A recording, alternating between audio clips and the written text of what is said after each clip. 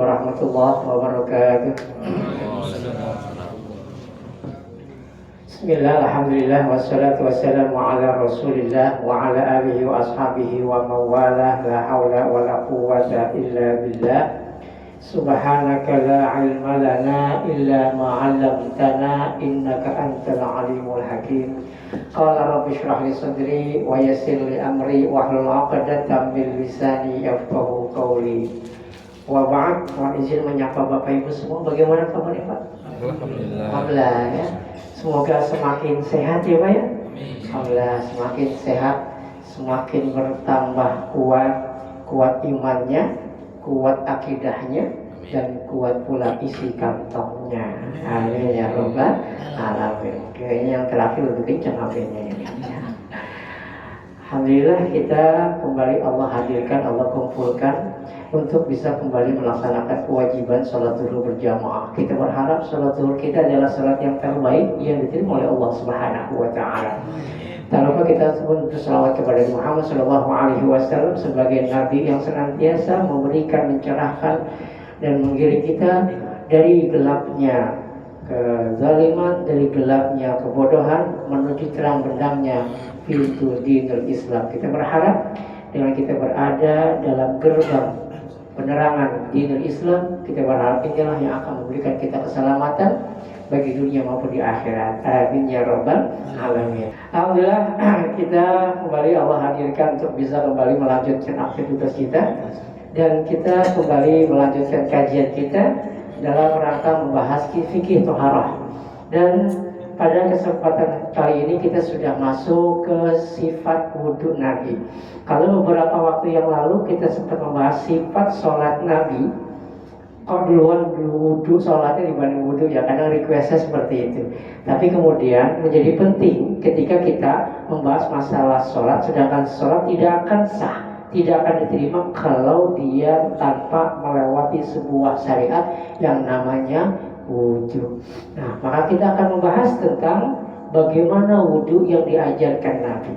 Nah, Bapak Ibu dirahmati Allah, ini ada sebuah kitab yang namanya kitab Sifat Wudhu Nabi, ya berpijak kepada hadis dari sahabat yang mulia Utsman bin Affan. Jadi kalau bicara tentang sifat wudhu Nabi itu yang menjadi patokan utama adalah hadis dari Utsman bin Affan yang nanti kita akan bahas. Nah, kalau tidak ada kitab atau acuan yang menjadi rujukan kita dalam membahas sifat wudhu Nabi. Baik Bapak Ibu dirahmati Allah, bicara tentang sifat wudhu kita Nabi, kita harus paham dulu apa sih arti dari kata wudhu. Wudhu itu ternyata itu bisa bermakna dua. Ada kalanya wadu mendapatkan wawunya itu fathah, ada kalanya wawunya itu didhammah. Kalau wadu ini artinya air untuk berwudu. Nanti kita akan mendapati beberapa hadis tentang wadu, ya, air untuk digunakan berwudu. Tetapi kalau digunakan untuk domah, wudu, ini aktivitasnya sama dengan kalimat sahur. Kalau sahur itu artinya makanan, Pak. Makanan yang digunakan untuk sahur, ya, makanan di akhir malam namanya sahur. Kegiatannya namanya suhur. Ada tohur, ada tuhur. Kalau tohur itu media yang digunakan untuk bersuci. Kalau tuhur aktivitas bersuci. Ya, hanya ada kalimat at-tuhuru syatrul iman. Kegiatan bersuci itu bagian daripada iman. Nah, wudu, ada wadu, ada sahur, ada suhur. Sebetulnya kalau yang kita kegiatan makan itu sebetulnya bukan sahur, Pak. Kalau kita merujuk bahasa Arab itu namanya suhur. Apa kegiatan aktivitas sahur itu namanya suhur. Cuman kalau dibenerin, Pak, jadi kacau. Karena udah kebiasaan kita. Anak-anak kalau pas bangun jam 2:30 harusnya bukan sahur, harusnya suhur. Karena sahur itu makanannya, sedangkan suhur aktivitasnya. Harusnya bukan sahur, tapi suhur. Karena mungkin orang-orang belum biasa, kalau ada anak-anak kecil bangunin sahur dan kalimat suhur, suhur yang melayang sendal jepitan. Ya, dikiranya nih aliran mana ini ya? Padahal itu yang benar. Sahur itu makanannya, suhur itu aktivitasnya. Sama, wudu itu adalah airnya, ya, untuk berwudu, sedangkan wudu aktivitasnya.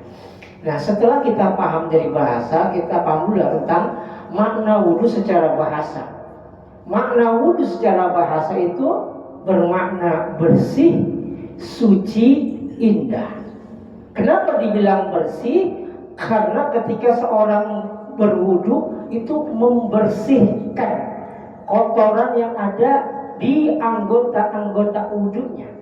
Ya, mulai dari wajahnya, tangannya, ya, kepala, kaki, semua kotoran-kotoran jasmani akan terhempas seiring dengan ketika dia melakukan wudhu, ya, mengusap, membasuh air dengan wudhu.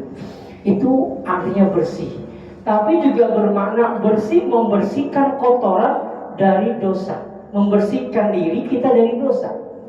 Apa ya dalil yang diambil? Hadis riwayat Imam Muslim, di mana Rasulullah SAW bersabda, "Man tawaddoa," siapa yang berwudu, fa ahsana wudu'ahu, ya, fa ahsana wudu'a, kemudian dia memperbaiki, membaguskan, menyempurnakan wudunya. Enggak cuma mohon maaf, enggak cuma sekadar rukunnya aja, enggak cuma sekadar asal menggugurkan kewajiban, enggak cuma sekadar asal dibilang wudu, tetapi dia menyempurnakan, memperbagus wudunya, ya. Maka kata Nabi, kharajat khatayahu, maka seiring dengan berwudunya seorang hamba Allah, membasuh wajahnya, membasuh anggota mulut semuanya, seiring pula Allah keluarkan kotoran-kotoran dosa-dosanya min jasadihi, dari tubuhnya. Ya, kalau dia membasuh mukanya akan keluar kotoran dari wajahnya. Kalau dia membasuh kumur, kumur, maka keluar dosa dari mulutnya. Dosa apa yang dari mulut? Banyak. Ya, gibah, ngatain orang, ya, manggil orang dengan yang tidak sewajarnya, tentang wajahnya besar, dibilang gembrot, ada. Mentang-mentang kayak kurus kayak triplek, dibilang ceking, ada.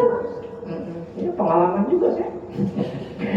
Iya, ada orang sekali asal, ya, mentang-mentang wajahnya, badannya itu, ya, dekil, nggak boleh.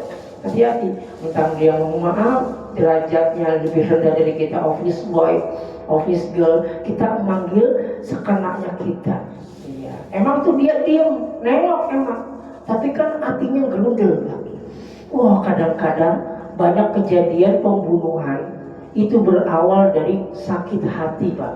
Sakit hati ketika dia manggil terus-terusan. Nah, hati-hati, Pak. Ya, nah, kotoran dari mulut akan keluar, dosa-dosa dari mulut, dari hidung, semua keluar dari tangan, semuanya seiring dengan kita berwudu. Hatta takhruja min tahti alfarihi, sampai dosa yang keluar dari ujung kukunya. Ya, kukunya. Ya, kuku itu adalah kata yang harus digandengkan. Ya, nggak boleh dengan sekali. Ku, ya, ada ku, ya, kuku aja. Nah, dan suci, ya, tentunya ketika seorang berwudu dia mensucikan diri dari hadas kecil.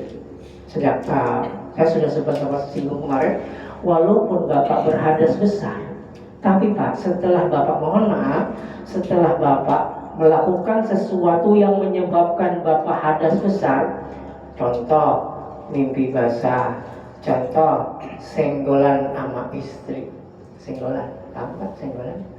Senggolan sama istri, hadas besar. Ya, Bapak senggolan sama istri, cubit-cubitan, hadas besar, maka sebelum Bapak melanjutkan aktivitasnya, baik Bapak mau tidur lagi kek, mau makan lagi kek, mau minum lagi, atau mohon maaf mau nambah lagi, maka sunnahnya berwudu dulu, Pak.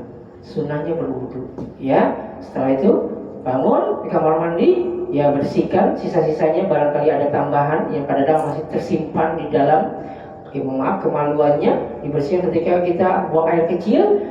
Kemudian kita berwudu. Setelah Bapak berwudu, aduh Ustaz, saya kayaknya kalau mandi segera kayaknya saya dingin banget. Kayaknya saya luar biasa ini. Jam 11 lagi hujan-hujannya. Kenapa Bapak ngapain? Ya maka itu kan karena lagi pengen ini. Tapi kan, kalau langsung mandi tapi kayaknya dingin banget. Yaudah, kalau Bapak nggak ada alat untuk menghangatkan, air yang menghangatkan, Bapak paling tidak wudu dulu. Wudu. Nah setelah itu Bapak silakan mau tidur lagi, mau makan, mau minum, atau mau nambah lagi. Nambah apa Pak? Nambah makan ya. Paham ya? Ya walaupun cuma air dulu ya sebetulnya. Nah, suci dari hadas kecil ya. Dan sebetulnya Pak, walaupun Bapak mandi biasa itu bagusnya Bapak wudu juga. Walaupun bukan mandi junub ya. Mandi biasa bagusnya itu kita mandi, wudu dulu terlebih dahulu. Walaupun tidak harus ya. Ini bagus juga ya. Kemudian mensucikan dari hadas kecil. Dan tampak indah orang yang berwudu. Kenapa? Karena kalau orang wudu kan sering membasuhkan wajahnya, tangannya dengan air. Kalau dia sering-sering wudu minimal sehari 5 kali, itu menjadi skincare bagi dia. Wajahnya akan tampak indah. Terlebih ketika nanti di hari kiamat, ya, di mana Nabi akan menandai umatnya itu dengan bekas wudhunya. Karena nanti ketika di hari kiamat semua orang akan terkumpul jadi satu, mulai dari zaman Nabi Adam sampai Adam Malik, bahkan Adam Jordan, semuanya kumpul jadi satu Pak. Kita bingung mana saudara kita, mana kakek kita, bahkan nyari anak kita pun bingung, ketemu semua sama. Maka ketika itu Allah akan memberikan tanda khusus umat Nabi Muhammad SAW dengan cara apa? Dengan cara min asaril wudu. Inna ummati yud'auna yawmal qiyamati gharran muhajjalina min asaril wudu. Sungguhnya umatku akan dihadirkan pada hari kiamat dalam keadaan putih bercahaya disebabkan bekas wudu. Faman istata'a minkum ayyutila gharratahu falyaf'al. Siapa yang ingin memanjangkan cahayanya, misalkan kalau cuma sampai siku ditambahin sampai di atas. Ya, kalau sampai kakinya sampai mata dia tambahin sampai di atas betisnya, ya buat biar nambah cahayanya. Ya, Ustaz gimana kalau mandi sekalian gitu kan? Biar putih semua badannya ya. Ya, cuma nyemplung Pak ya. Nah, itu paling tidak ya ketika seorang berwudu ini sebagai tanda ya dia akan nanti di hari kiamat ghurran mu'ajjalina, Allah jadikan cahayanya berputih berseri dari bekas wudu. Di dunia aja itu sudah menjadi cahaya bagi orang yang sering wudu. Orang yang sering wudu wajahnya akan bercahaya, akan jadi skincare bagi dia ya, apalagi nanti di hari kiamat. Nah ini tampak indah. Nah ini wudu secara bahasa bersih, suci, indah. Adapun secara syariat adalah suatu bentuk ibadah. Jadi wudu itu ibadah Pak. Jangan main-main Pak. Wudu itu bagian daripada ibadah. Karena wudu ibadah harus ada tuntunannya, harus ada panutannya, harus ada contohnya. Nggak bisa sembarangan. Kecuali bukan ibadah, ya. Karena wudu bagian daripada ibadah, maka harus ada tuntunannya yang harus kita pahami. Dan dengan apa? Dengan membasuh dan mengusap atau mengusap beberapa anggota tubuh yang sudah ditentukan. Nah ini makna wudu. Sekarang bagaimana hukum wudu? Ternyata hukum wudu itu bervariasi Pak. Ada kalanya hukum itu wudu itu berhukum wajib. Kalau hukum wudu berhukum wajib itu bagi orang yang ingin sholat.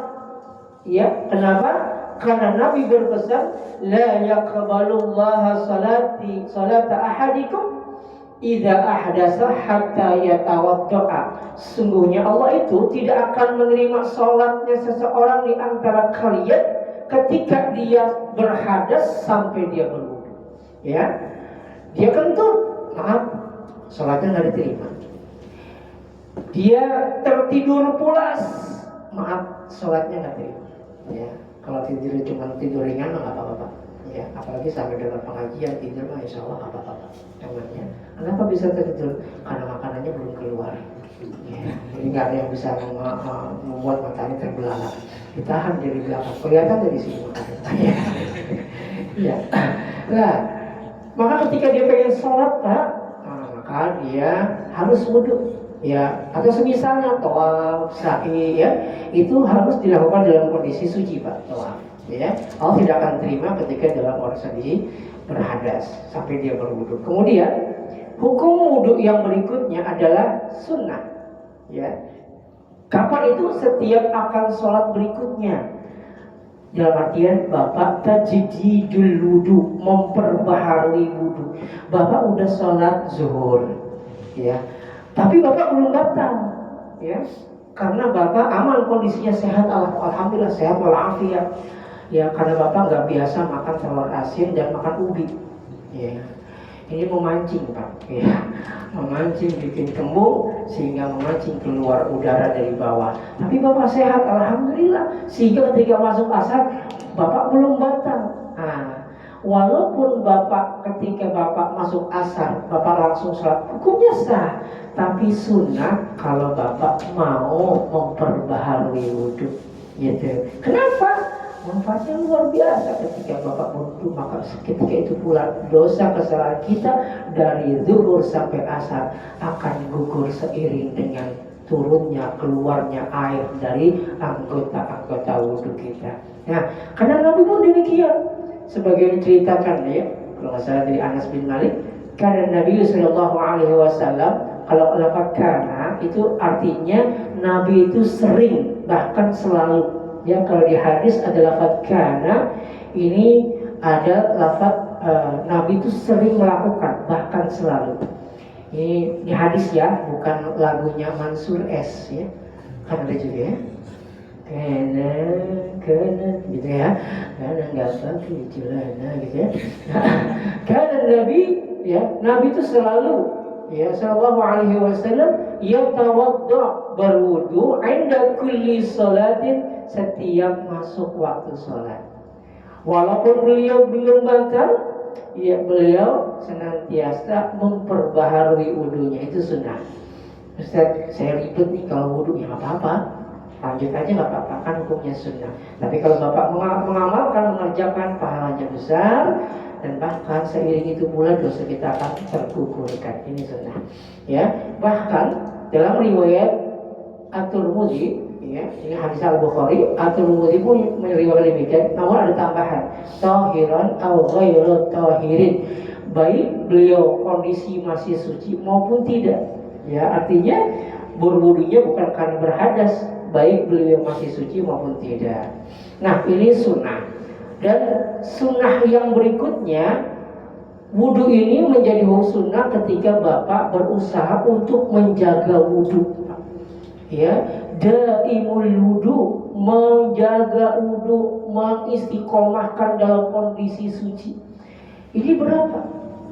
Tapi walaupun berat, ada imbalannya. Karena al-jaza min jinsil amal. Sesuatu itu berat, tentu balasannya pun besar. Sebagaimana yang dilakukan oleh Bilal bin Rabah radhiyallahu anhu, sampai Nabi takjub ketika Nabi satu malam masuk ke dalam surga, terdengar suara sendalnya Bilal, padahal Nabi masih di luar surga, tapi terdengar dari dalam surga sendalnya Bilal. Coba, Bilal itu adalah seorang sahabat Nabi yang, mohon maaf, kulitnya kurang mendukung, ya, kulitnya tidak putih, Pak. Tetapi walaupun kulitnya tidak putih, banyak orang Islam bangga memakai namanya, ya, dinamain anaknya Bilal, ya. Kenapa? Tidak melihat wajahnya, tidak melihat jasadnya, warna kulitnya, tapi imannya. Sampai-sampai surga pun mendengarkan suara sendalnya itu, Pak. Ya. Nah, kebiasaan Bilal apa?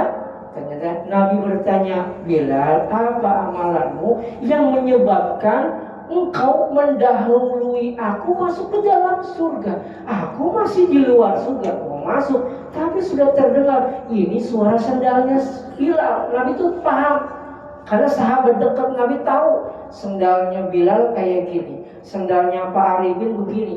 Kadang jangankan sendal, suara motor kita, anak kita tuh tahu Pak. Benar gak Pak ya? Sering dengar gak kayak itu Pak? Baru dengar suara, suara motornya si Om tuh. Tahu apa anak kita? Itu suara motor, ya. Suara sendal pun Nabi sudah paham. Nah, ditanya apa jawaban bilang? Wa ma asabani hadatsun qattu illa tawaddatu indaha. Setiap aku berhadas, aku lantas berwudu, Pak. Bapak batal langsung wudu. Seperti Bapak yang tadi keluar dari ruangan, itu insya Allah saya husnuzon berwudu. Karena mungkin batal. Ya, setelah berwudu mungkin bablas. Karena ada kewajiban lagi yang harus dipenuhi ya mungkin ya. Ya ada hal-hal yang harus dikerjakan di luar sana. Ya, batal wudu. Ya, kentut atau apapun yang membatalkan yang sudah kita singgung waktu itu ya, tentang hal-hal yang membuat Bapak Ibu menjadi kondisi berhadas. Ya, batal wudu lagi. Nah, ini. Nah, bahkan ketika Bapak sedang ingin beranjak ke tempat tidur pun ada kesunahan untuk berwudu. Ya, bahkan Nabi memberikan motivasi bagi siapapun yang ketika hendak tidur dalam kondisi wudu, man bata tahiran, siapa yang tidur dalam kondisi suci, ya, bata fi syi'arihi malakun, maka akan bersamanya di dalam pakaiannya ada malaikat malakun, satu malaikat. Kalau satu malaikat namanya malakun, kalau dua malaikat malakani, kalau malaikatnya lebih dari 2, 3 bahkan lebih namanya malaikatun. Itu dalam bahasa Arab. Kalau Indonesia mah sama aja ya, malaikat juga. Ya, maka akan menyertai di dalam bajunya. Bapak ketika kamu mau tidur, Bapak wudu dulu, maka malaikat akan bersama di dalam bajunya. Falam yastaikir illa qalal malak, dan tidaklah ia bangun hingga malaikat itu mendoakan selama dia tidur, Allahumma fil li 'abdika fulan fa innahu bata tahir. Ya Allah, ampunilah fulan selama tidurnya. Dia akan terus, malaikat akan terus mendoakan si fulan yang ketika ia tidur dalam kondisi berwudu, dalam kondisi suci. Sampai kapan itu malaikat berdoa? Sampai kita terbangun. Coba Pak, Masya Allah. Ustaz, kalau kita misalkan udah wudu nih, tengah-tengah batal, gitu. Kenapa emang? Ya, namanya tidur saya kan namanya di kasur nggak sendiri Ustaz. Sama siapa emang? Sama bantal guling. Ya, cuman bantal gulingnya bisa bergerak Ustaz. Ya, nah kalau Bapak dalam kondisi seperti itu, karena niat awalnya sudah bersuci, insya Allah ya, Allah akan masih dalam kategori bersuci. Apalagi kalau Bapak ya seperti yang tadi sampaikan, Bapak mungkin ya berhubungan dengan istrinya, kemudian Bapak beranjak kamar mandi, wudu lagi, tidur lagi, maka selama itu pula dalam kondisi tidur, dalam kondisi suci. Bahkan ketika Bapak tertidur ya, tapi Bapak sebelum tidur Bapak berzikir kepada Allah, dan zikirnya itu membuat Bapak tertidur, maka selama Bapak tidur dihitung orang yang berzikir. Itu luar biasa, ya. Dan dia ada sebuah riwayat, kalau masalah hadisnya At-Tirmidzi, dan hadis ini bernilai bagus, hasan, kalau saya bahkan ada mengatakan sahih. Ketika seorang tertidur, maka 2 sosok akan hadir, jin, qarin, dan malaikat, menggoda agar kita yang qarin, malaikatnya jin qarin itu mengatakan, udah kalau kau tidur kau tidak usah berdoa, udah langsung tidur aja. Kalau si fulan ini tertidur tanpa menutup harinya dengan doa mau tidur apa Pak? Bismika Allahumma. Kalau Bapak tidak menutup harinya dengan doa, maka si jin ini akan tertawa dan akan senang. Selamat ya, berhasil, saya telah berhasil membuat seorang ini menutup harinya tanpa doa. Tetapi kalau dia ternyata menutup hari dengan doa, dengan apa yang disampaikan oleh malaikatnya, udah bismika Allahumma, dibaca bismika Allahumma ahya wa amut atau bismika Allahumma amut wa ahya, ya, maka setan akan menangis karena tidak berhasil menutup hari si fulan dengan doa. Begitu pula ketika dia terbangun. Kalau dia ketika bangun dia tidak membaca doa, maka setan akan tertawa bahagia karena berhasil membuat seorang hambanya Allah memulai hari tanpa doa. Apa doa ketika bangun tidur, Pak? Alhamdulillahilladzi ahyana ba'dama amatana. Segala puji bagi Allah, ahyana, yang kembali menghidupkan, ba'dama amatana, setelah mewafatkan. Kan kita tuh orang tidur setelah mati. Buktinya apa? Dikatain, dipelototin, diem aja. Misalkan Bapak katain aja, pelototin, diem, karena sedang tidur. Setelah mati itu tidur. Bahkan di Quran disebutkan bahwa orang ketika seorang tertidur tuh nyawanya dalam genggaman Allah. Kalau ternyata Allah takdirkan orang itu masih hidup, maka Allah kembalikan. Tapi kalau ternyata orang tersebut sudah takdirnya meninggal dunia, maka Allah pegang. Maka ketika dia tertidur, dia tidak bisa lagi membuka kelopak matanya karena dia tertidur, dan itu tanda dia sudah wafat. Nah, jadi makanya kalimatnya bismika Allahumma amutu, aku mau tidur, wa ahya, dan aku nanti dibangunkan. Satu riwayat bismika Allahumma amutu wa ahya, riwayat yang mengatakan bismika Allahumma ahya wa amut. Yang penting kita meminta kepada Allah dengan namamu saya tidur dan nanti akan dibangunkan. Nah, ketika dia bangun dan berhasil mengucapkan doa alhamdulillahilladzi ahyana ba'da ma amatana wa nusyur, setan akan menangis dan kecewa karena tidak berhasil menjadikan seorang itu memulai harinya dengan doa. Nah, ini menjadi nasihat kita bersama. Dan ternyata ketika dia seorang menjaga wudhunya, maka ini bagian dari tanda keimanan seseorang. Bapak pengen tahu tingkat iman seseorang? Lihat bagaimana dia menjaga wudhunya. Kalau dia bolak-balik wudhu, itu ngapain sih bolak-balik kamar mandi? Dia menjaga wudhunya. Kita jangan suzon, Pak. Geser kali. Ya udah, kita khususnya menjaga wudhunya.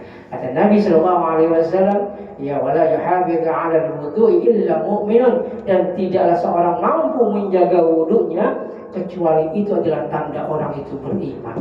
Berat, Pak. Ya, berat. Tapi itulah menjadi sebuah keutamaan. Ya, waktu saya di pesantren, ya kita sama-sama berusaha untuk menjaga porsi wudhu. Apalagi kalau keluar, ya, bawa kendaraan, ya, bawa motor, bawa mobil, keluar jalan raya, itu bahasanya saya mengharuskan diri untuk dalam kondisi bersuci. Kita nggak tahu kondisi jalan kayak apa, ya. Maka kita harapkan Allah selamatkan, ya. Toh nanti ternyata ada yang ditakdirkan mati dalam perjalanan.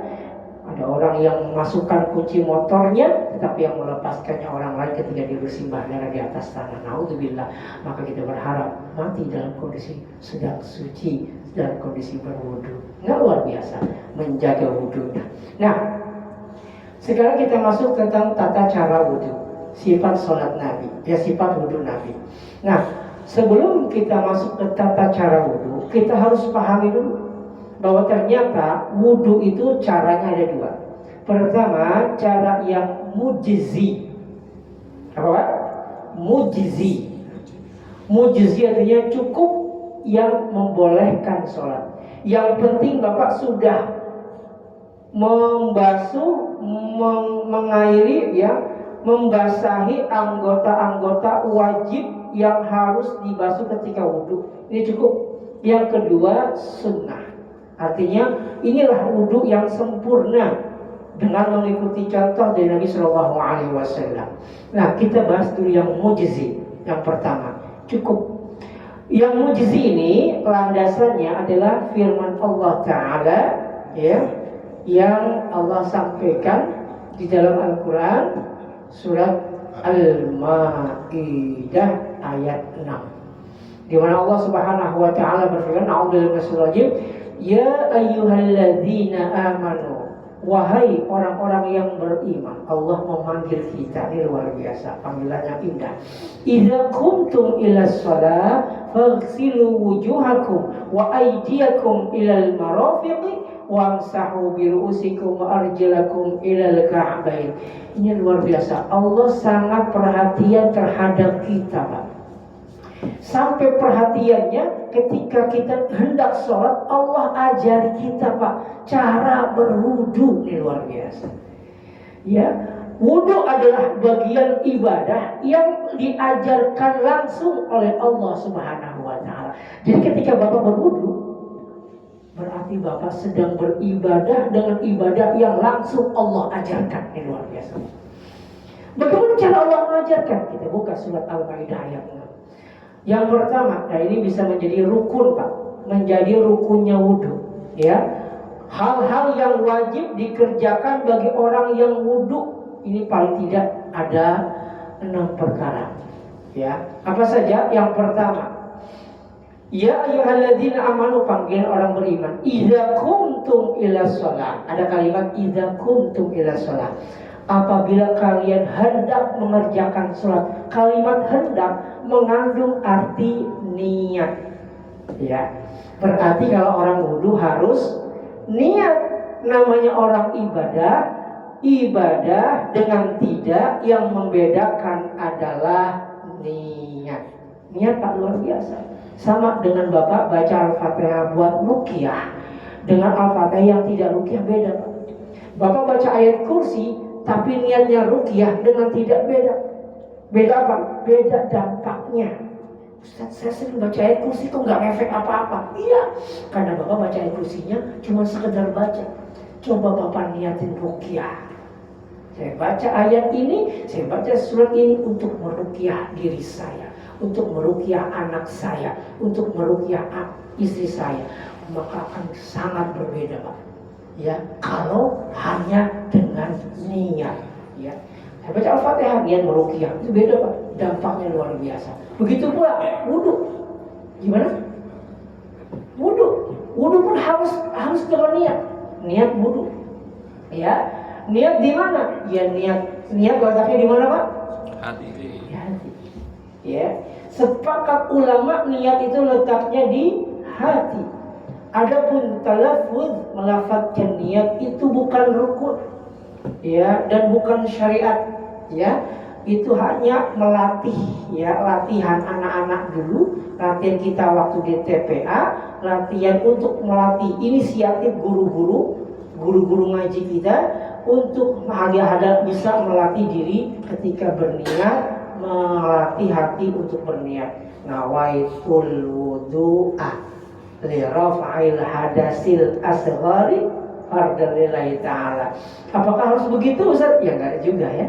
Iya, karena kalimat itu, talaffuz itu tidak wajib, ya. Justru sebagian mengatakan ini bagian daripada hal-hal yang tidak diajarkan Nabi. Ya, sebagian ulama mengatakan demikian. Tapi intinya niat, ya. Buat apa dia ngucapin nawaitul wudu'a tapi hatinya enggak niat? Gitu. Yang penting niatnya, karena letak niat dalam hati. Itulah, karena letak Bapak mau niat wudu, itulah, ya, batasan. Karena mohon maaf, Islam itu mudah, ya. Jangan dipersulit dengan amalan kita, ya, dan jangan kita nganggap gampang juga. Islam itu ada aturannya, mudah bagi kita yang mengamalkannya dengan baik. Nah, niat cukup dalam hati. Ila sholat, idza kuntum ila sholat, kalau hendak mengerjakan sholat, arti niat, ya, niat wudu. Maka faghsilu wujuhakum, maka basuhlah muka kalian. Mohon maaf, di sini ada yang nggak punya muka. Mana saudaranya? Ya, itu bahasa peribahasa. Apa yang nggak punya muka, apa artinya? Nggak punya. Waduh. Ya, basuhlah mukamu. Ya, muka itu batasannya apa? Batasan muka ini min madabiti sya'ri, dari mulai tumbuhnya rambut secara umum, Pak. Secara umum. Kenapa saya bilang secara umum? Mohon maaf. Mohon maaf, saya gak enak ngomongnya sebetulnya. Ya, bagi yang punya ditakdirkan nggak tumbuh rambut, alias botak, alias kepalanya banyak pitak, ya gitu kan? Ya, atau mohon maaf ya, saking ya, karena kita berjalannya waktu ya.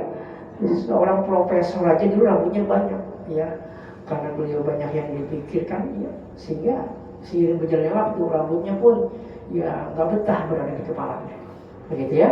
Nah, ya mungkin kita nggak sepintar profesor, tapi mungkin kebanyakan mikir juga ya, mikir utang juga jadi banyak botak juga.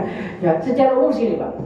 Ya kalau botak gimana? Udah ya secara umum di sini. Ya bukan berarti kalau botak berarti kan rambutnya panjang, semua segini gitu, enggak, ini kepala bukan muka. Emang mukanya di sini, ya enggak kan? Ya, min mana biti syari, dari mulai tumbuhnya rambut, ya, sampai ujung telinga ini Pak. Ya, jadi ini termasuk Pak, yang apa ya, bagian sini Pak, ini, yang penutup telinga ini Pak. Nih. Bukan telinga ya, penutup telinga ini, apa namanya kalau bahasa Sundanya apa Pak? Tahu nggak yang ini Pak? Cendil, apa cendil? Apa saya mau cendil? Apa ini ya? Ini bagian Pak, muka. Sampai ya tumbuhnya jenggot, lihya seperti ini Pak. Ya, ini yang namanya wajah muka. Ini yang wajib dibasuh. Ustaz, kalau bawah dagu gimana? Bawah dagu nggak wajib dibasuh. Ya, nah berarti ini juga bagian daripada auratnya wanita. Wanita ketika sholat yang boleh ditampakkan hanya wajah dan telapak tangan, ya, hanya wajah dan telapak tangan. Kaki harus tertutup. Namanya wajah Pak adalah dari ujung rambut sampai dagu ini. Kebanyakan mohon maaf perempuan tuh kalau pakai jilbab dagunya nih agak ke bawah ke dalam ya. Biasanya begitu ya. Jadi kalau pakai jilbab itu kadang-kadang sampai ke leher begini, sehingga ada jarak antara ujung dagu dengan leher, ya kan, betul ya? Kalau pakai jilbab rata-rata. Itu kalau sholat tuh nggak sah Pak. Kalau pakai mukena itu nggak sah. Mukenanya harus sampai ujung dagu nih. Ya, persis mohon maaf ketika ibu-ibu melihat orang di kafanin, betul, di kafanin, ya, jadi sampai dari atas ya sampai ke ujung dagu, jangan ditarik. Kalau pakai mukenanya persis kayak muka orang pakai jilbab itu nggak sah, karena ada bagian sholat yang terbuka auratnya bagi wanita, ya. Nah, ini menjadi perhatian, ya, perhatikan istrinya Pak. Lihat kalau cara pakai mukenanya kurang tepat, ya, kalau dia tarik ke belakang, ya kan mukenanya kan biasanya kan ada karetnya di sini Pak ya. Nah, kalau dia tarik ke belakang, maka ada bagian aurat yang kelihatan, ya. Suruh majuin lagi Pak, minimal sampai dagu ini, ya gitu, ya. Hendaklah basuhlah muka. Jadi kalimat membasuh itu mengambil air, menyertakan air, menggosokkan. Kalimat basuh adalku, ya, ikut menggosokkan, membasuh, menggerakkan. Cuma bukan gini doang Pak. Nah, begini doang nyipratnya, nyiprat, menggerakkan, membasuh, menggosok, digerakkan juga, membasuh, menggosok semua anggota tubuh. Mata termasuk wajah nggak? Dalaman mata. Termasuk. Mata. Termasuk. Ada yang masuk, ada yang enggak. Ada sahabat, ya, yang menganggap mata itu bagian daripada wajah, sehingga dia ikut membasuh matanya, melek, sehingga maaf, dia pun menjelang wafatnya dia buta, karena beranggapan mata termasuk. Tapi yang lebih tepat, mata tidak termasuk. Cukup yang wajah itu adalah ya bagian ketika kita bercakap-cakap, ngobrol, Bapak ngobrol hadapan-hadapan, yang tampak di depan itulah wajah, gitu ya. Jadi kalau kuping, ya, kalau ibu-ibu kan nggak kelihatan juga, ya, bukan bagian dari wajah, ya. Jadi mata cukup, ya, bagian yang tampak aja, nggak harus semuanya. Mata yang mata maksud dalam artian mata yang kelopaknya gini ya. Jadi walaupun Bapak merem itu sudah sah, begitu, sudah sah. Ya kan ada orang kan nggak kuat kalau begitu kan, merah juga ya Pak, benar ya? Kalau Bapak wudhu melek gimana Pak perasaan? Ya, ya, sakit Pak. Kadang matanya sering merah, ya. Bapak merem itu sudah sah, ya, karena pasti setelah merem pasti Bapak melek, setelah air turun itu sudah membasuh, ya, sudah membasuh alam, ya. Nah itu bagian daripada wajah. Nah kemudian basuhlah wajah, ya, muka semua digerakkan semua, basuh. Dan wa aydiyakum ilal marafiq, dan tangan ilal marafiq, ada kalimat ilal marafiq, sampai siku. Nah pertanyaannya, siku termasuk enggak? Ada dua pendapat kan? Sebagian mengatakan tidak, sebagian mengatakan masuk. Yang mengatakan tidak, sampai itu tidak selalu bermakna harus seluruhnya. Berdasarkan di kitab sifat wudu Nabi itu dijelaskan, ya. Berdasarkan Al-Baqarah 187, ya,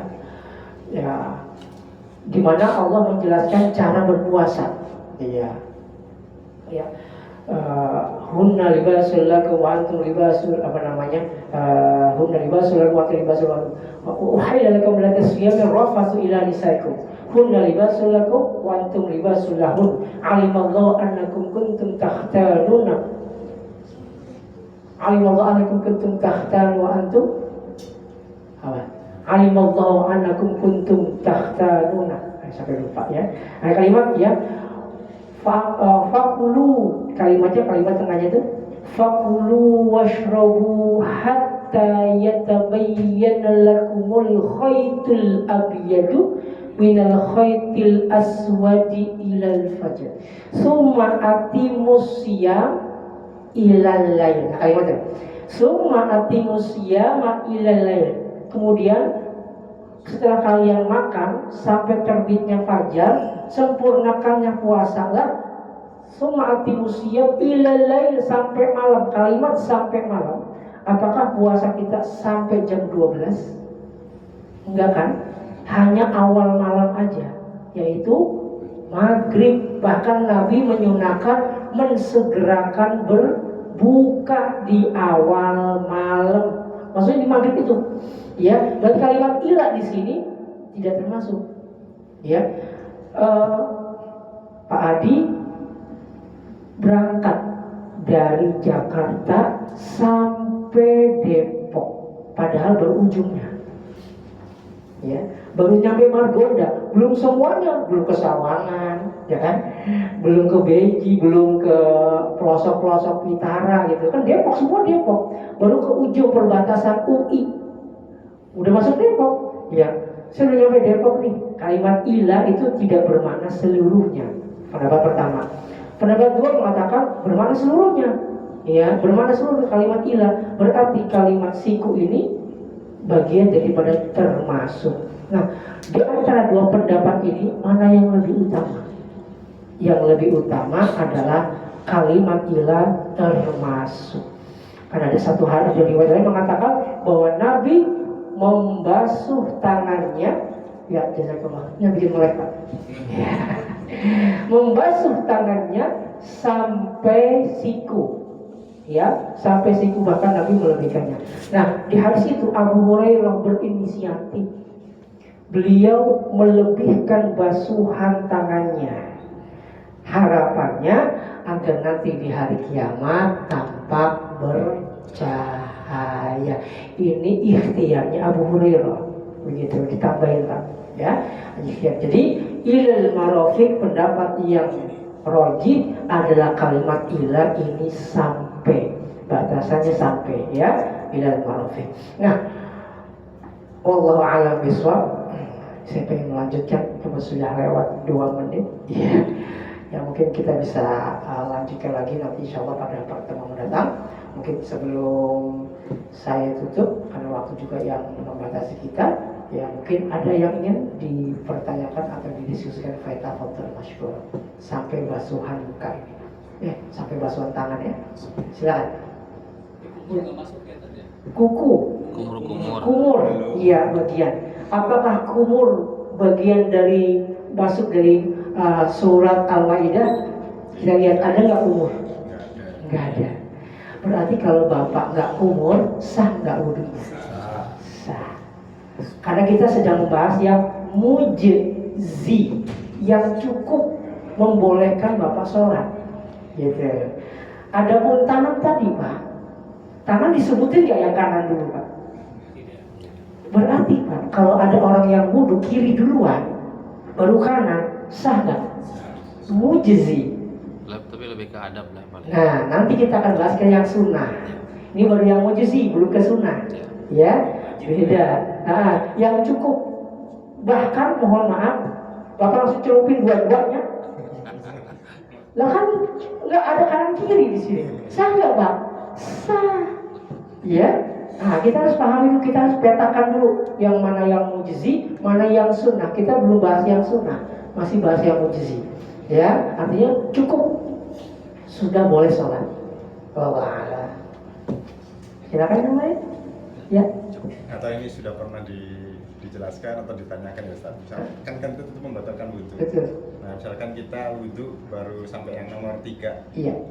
Kentut. Betul. Ulang dari Awal atau lanjut. Ya. Kembali. Karena otomatis ketika dia berwudhu kentut, otomatis wudhunya jadi batal. Maka dia harus dari ulang lagi. Dari awal. Iya. Dari awal lagi. Ya. Dari ke nomor 6 tertib. Iya. Berurutan dari niat dulu gitu ya.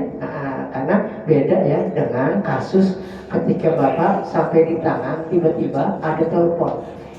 Wah tahu nih jam segini biasa yang telepon ini manajer. Kalau saya nggak angkat kasus bahaya ini. SP1 saya. Nah langsung tuh lagi di kamar mandi dengar suara langsung keluar baru tangan. Iya Pak Komandan siap. Wah 86. Ya saya ke atas. Nggak ke atas tuh. Nah karena masih basah bapak belum sempurna wudhunya, maka boleh bapak lanjut lagi. Lanjut sisanya, nggak usah dari awal lagi. Oh iya tadi, yang penting saya bilang iya saya mau ke sana, saya wudhu dulu. Yang penting saya udah ngomong ke Pak Manajer, saya mau ke sana. Habis izin saya mau wudhu dulu Pak. Oke, nah lanjut lagi Pak, jadi baru tangan. Bapak lanjutin ya sisanya, kepala, kaki ya. Nah itu boleh. Kalau ulang lagi, boleh tambah bagus lagi, gitu kan? Asal jaraknya masih belum lama. Kecuali bapak langsung disuruh ke Bogor. Nah, udah keburu kering itu Pak. Dari awal aja. Wah, satu lagi? Cukup? Ya Alhamdulillah. Semoga apa yang saya sampaikan ada manfaatnya, menjadi nasihat bagi saya pribadi untuk sama-sama. Pertama, menjaga wudhu kita dalam kondisi suci. Itulah ketika kondisi Allah akan memberikan kebaikan-kebaikan kepada kita. Ilmu, rezeki, manfaat, kesehatan. Dalam kondisi sehat, dalam kondisi apapun, kalau kita mampu menjaga wudhu kita, menjaga kebersihan kita, minimal kita sudah usaha. Adapun nanti Ustaz susah banget ini mau wudhu kayaknya agak ribet, yaudah apa-apa. Yang penting kita sudah berusaha menjaga wudhu kita semampu kita. Wallahu besar, semoga menjadi manfaat kita semua dan kita bisa amalkan dalam kehidupan sehari untuk meningkatkan kualitas ibadah kita di hadapan Allah Subhanahu wa taala. Banyak maaf, semoga Allah mengampuni kesalahan kita. Waalaikumsalam. Kita sudah baca tutup perkataan majlis. Subhanakallahumma wa bihamdika asyhadu an la ilaha illa anta astaghfiruka wa atubu ilaik. Assalamualaikum warahmatullahi wabarakatuh.